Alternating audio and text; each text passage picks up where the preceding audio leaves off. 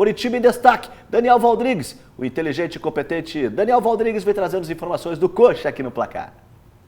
Muito bem, um forte abraço para o amigo que acompanha o Placar Transamérica. Nós estamos chegando para falar a respeito do Coritiba. Em meio à paralisação do futebol nacional e internacional, o Coritiba segue as orientações da Organização Mundial da Saúde, respeitando o decreto do governo do estado do Paraná. As atividades no estádio Couto Pereira e também no CT da Graciosa estão suspensas. A loja de atendimento ao torcedor no estádio Alviverde também está fechada, assim como a central de sócios. O Coritiba seguindo as orientações para evitar aí a contaminação pelo novo vírus, o novo coronavírus. Os jogadores foram liberados na última terça-feira, orientados por membros do departamento médico, também dos fisiologistas, nutricionistas, de como proceder nessa parada. Realizar em casa as atividades, cuidar da alimentação, para que assim, quando tiver um retorno, eles possam se reapresentar na condição de ajudar a equipe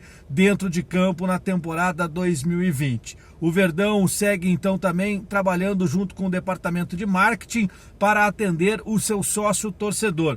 A expectativa e, claro, a crise que atinge o nosso país e o mundo devido a este novo coronavírus pode atrapalhar a pretensão do sócio torcedor de se manter e de novos sócios chegarem ao Coritiba. Por isso mesmo, a expectativa do departamento de marketing é criar soluções para que isso possa ser amenizado. E daqui a pouquinho eu volto aqui no Placar Transamérica falando a respeito dessa situação e também trazendo as informações do torcedor que adquiriu ingressos para o Atletiba. O reembolso também já está sendo liberado pelo Verdão Coxa Branca. Daqui a pouco eu volto aqui no Placar Transamérica. Daniel Valdrigues trazendo informações da equipe do Coritiba. Vamos pegar não o boletim, o panorama da equipe do Coritiba, a gente conversava em off aqui, né? O treinador, ontem até acompanhando o Sport TV, o Barroca fez uma intervenção lá no Seleção Sport TV, falando a respeito do Coritiba, do comportamento, as situações que o clube deixou, a forma de trabalhar para os atletas, aquela famosa cartilha,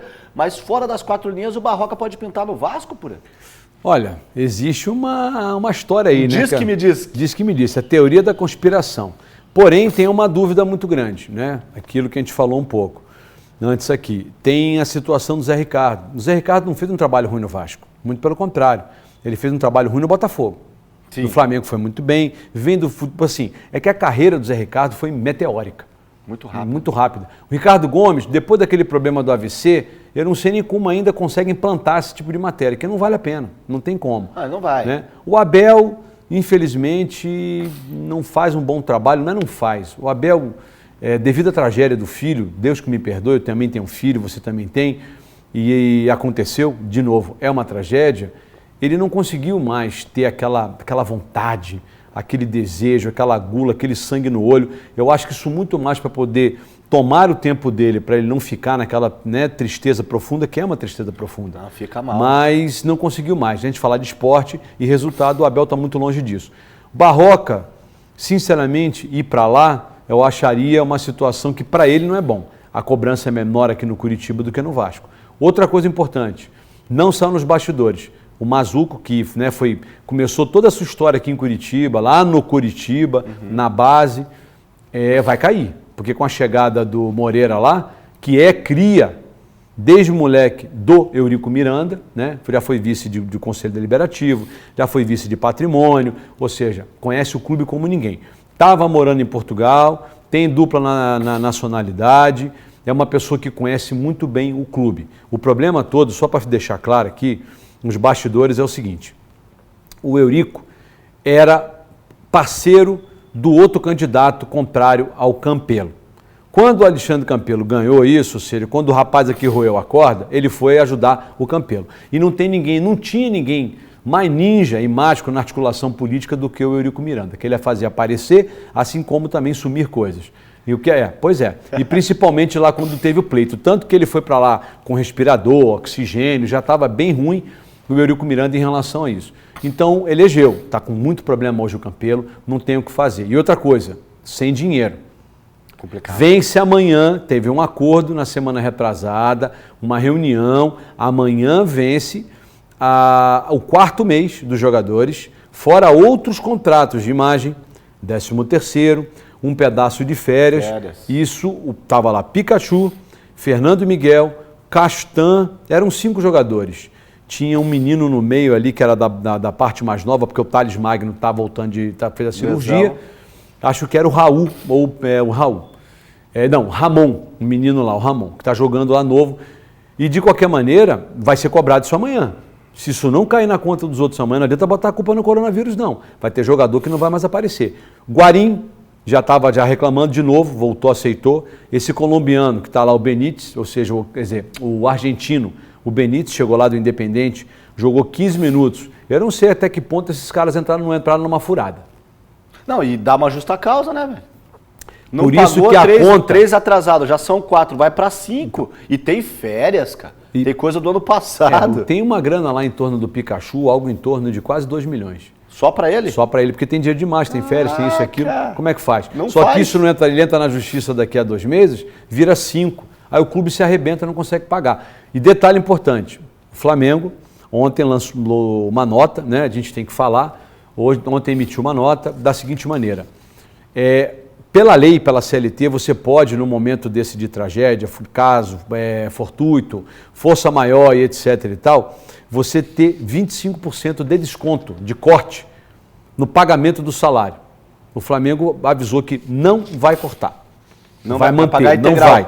O Botafogo pensa nisso e o Fluminense pensa em... Pior ainda o Fluminense, porque o Fluminense é outro time que tomou um prejuízo domingo, quis jogar no Maracanã, poderia ter jogado em São Januário, que era portão fechado, tanto faz, tanto fez. Isso eu não entendi para que isso, né? Poderia ter sido modificado, porque isso não fere o estatuto do torcedor, não tem torcedor. Poderia ter jogado em outro estádio. Tomou um prejuízo de 320 mil. Quem vai pagar essa conta? Flamengo. Por quê? Porque o Flamengo é o avalista.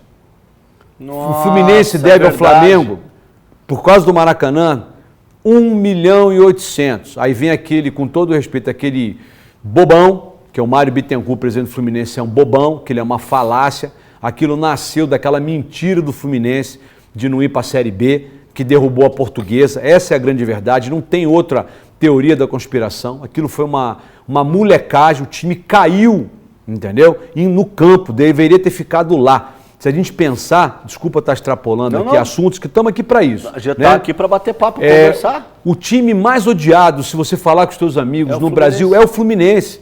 Porque o Fluminense não consegue pagar a Série B, sempre tem um processo jurídico. E o Mário Bittencourt se tornou uma pessoa famosa lá dentro, conhecida, porque era apenas um advogado contratado, nem conselheiro ele era. Prestador de serviço? Porque ele era advogado, ponto.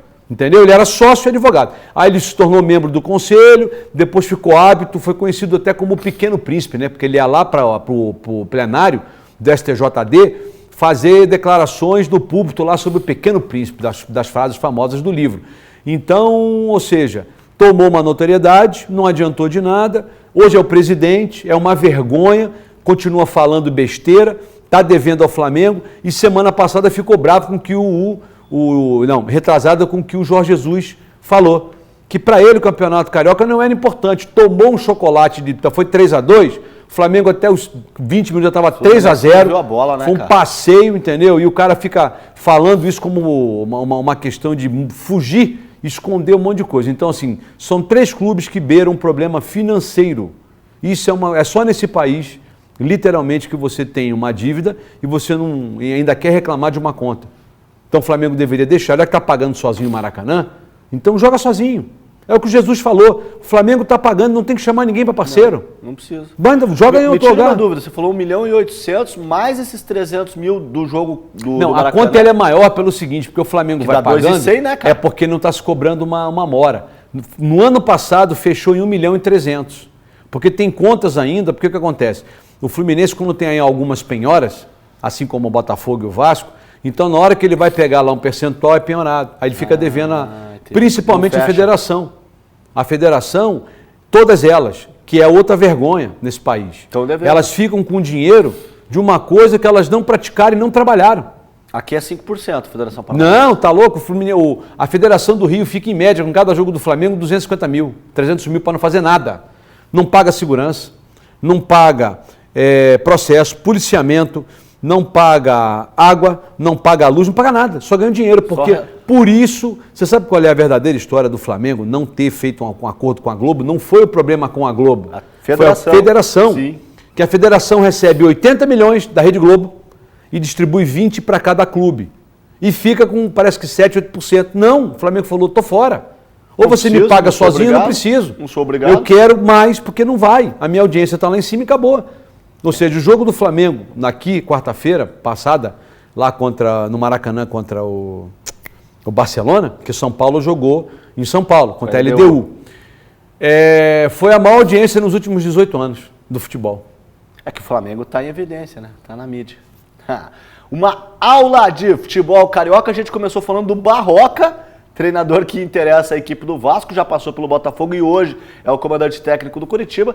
Já esmiuçamos praticamente todos os clubes da capital fluminense do Rio de Janeiro. Uma geral do Vasco, falando do Iago Pikachu. O presidente do Fluminense também foi conhecido, o Flamengo está em evidência, Botafogo buscando aí se encontrar, enfim. Coritiba, produção, é isso? Então venha com Daniel Valdrigues no pique. Muito bem, de retorno aqui no Placar Transamérica e como combinado, vamos falar a respeito do torcedor alviverde que adquiriu ingresso para o Clássico Atletiba. Esses ingressos estão sendo ressarcidos desde ontem e irão ser ressarcidos até o próximo sábado. Então você que comprou ingresso, procure o site do sócio torcedor, lá tem um chat que você pode conversar e saber como vai resolver essa questão do reembolso. O departamento de marketing do Verdão também analisa fazer promoções para não perder o sócio alviverde e dar a ele vantagens e descontos quando passar essa pandemia do novo coronavírus. Até porque o Coritiba, ano passado, tinha cerca de 10 mil sócios quando acabou se mantendo dentro da Série B e chegou à casa dos 20, 25 mil sócios com o acesso à Série A do Campeonato Brasileiro. Mas com a recessão do mercado, a tendência é que alguns sócios deixem de contribuir, deixem de pagar as suas mensalidades e o Coritiba então pode estar revendo a situação para que atenda esses torcedores que tenham dificuldades de manter o plano ativo. Por isso mesmo, o departamento de marketing deve divulgar nos próximos dias essa situação. Portanto, o recado é para você que comprou o seu ingresso para o Clássico Atletiba, procurar através do site do sócio torcedor e também do torcedor alviverde como ressarcir o seu valor, e para você que é sócio do Verdão, aguardar as definições do departamento de marketing para não deixar de seguir o Coxa e ser o torcedor alviverde fiel como sócio torcedor. É isso do Verdão momentaneamente. Enquanto está tudo paralisado, peço a você, nosso amigo e telespectador aqui do Placar Transamérica, que se mantenha todos os dias acompanhando a nossa programação e cuidando não só de você, como também da sua família. Vamos vencer essa pandemia do coronavírus. Informações do Coxa aqui no Placar Transamérica. É isso aí, Valdrigues, energia positiva. Vamos orientar a população todos juntos para combater o Covid, esta pandemia do coronavírus.